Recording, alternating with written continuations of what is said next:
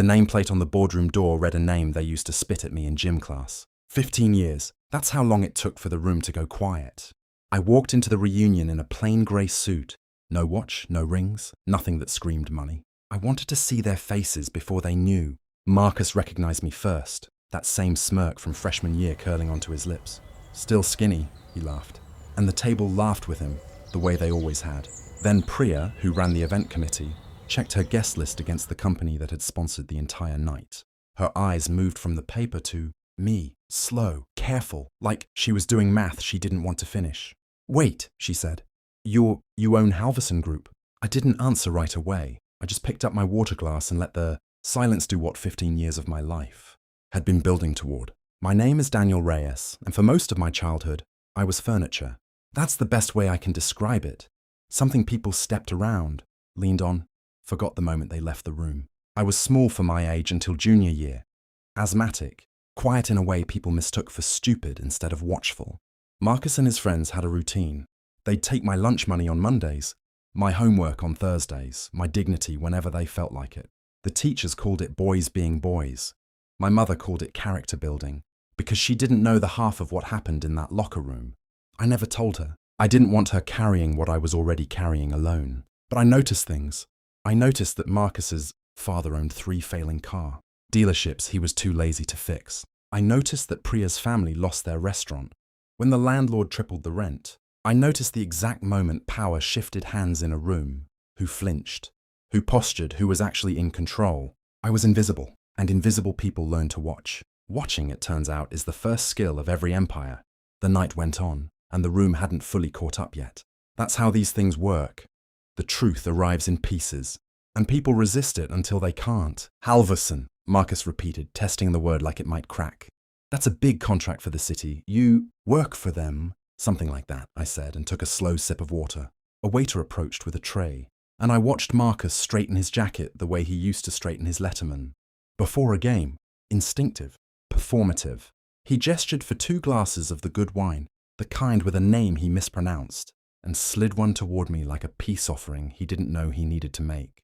We should catch up properly, he said. Old friends, old friends. I let that sit in the air a moment, watching his eyes flick toward the exit sign, toward Priya, toward anyone who might rescue him from a silence he didn't understand. Across the table, Jenna, who used to trade my seized inhaler for gossip, laughed too loud at nothing. The way people do when they're recalculating who they're allowed to be rude to. Nobody apologized, not yet. They were still deciding if they had to. The turning point came, oddly, from Priya's guest list, a printed sheet she was still holding like a shield. She flipped it over, scanning the sponsor page a second time, and I watched the exact second the pieces locked into place for her. You bought the venue, she said quietly. You funded the scholarship they announced tonight. That's your foundation's name on the program. I nodded once.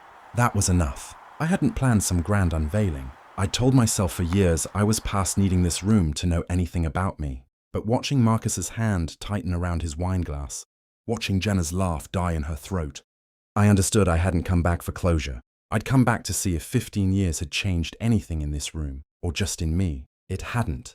They were still waiting to find out who deserved their respect before deciding to give it. So I stood, buttoned my jacket, and did the only thing that felt true. I didn't raise my voice. I didn't list what they owed me. I simply said, it was good seeing everyone, and let them sit with everything they hadn't said 15 years ago, and everything they now couldn't take back. Here's the truth about the version of revenge nobody dramatizes. It's built in spreadsheets, not speeches. After college, I took a job nobody wanted, analyzing distressed properties for a firm that specialized in cities everyone else had written off. I learned zoning law before I learned how to hold my liquor.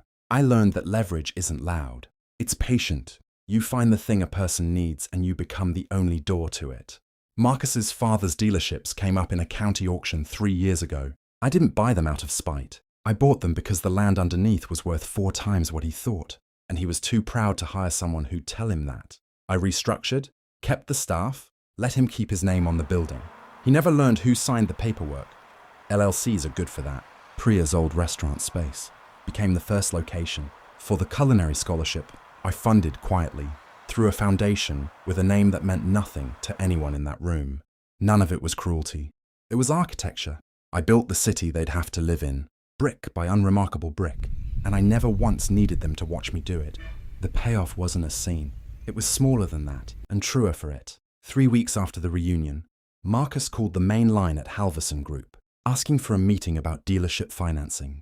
He suddenly needed to understand better. The receptionist transferred him to a director 2 levels below me.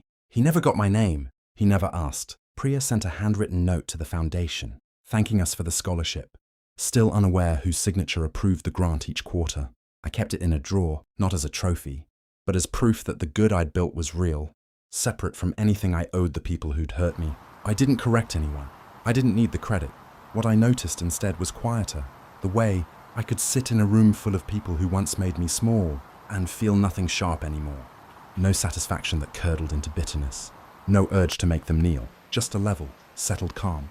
The kind you only get from knowing you outgrew a story before anyone else finished reading it. That was the whole revenge, not their downfall, my distance from needing them to see it. The reunion group chat I heard later went quiet for 2 days after someone finally connected the dots.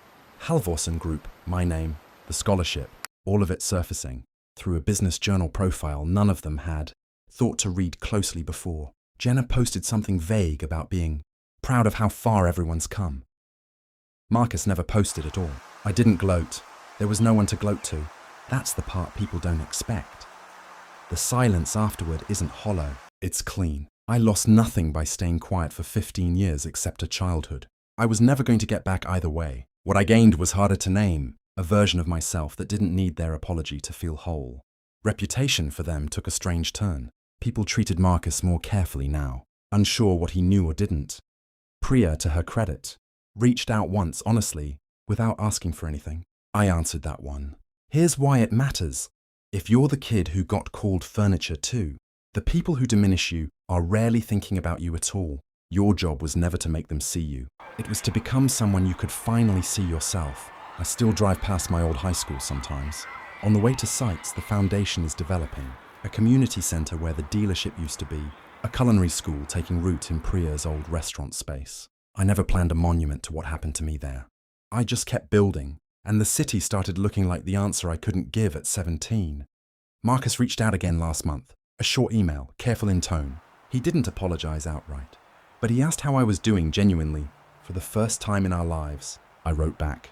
Not because I owed him grace, but because I finally had enough of it to spare.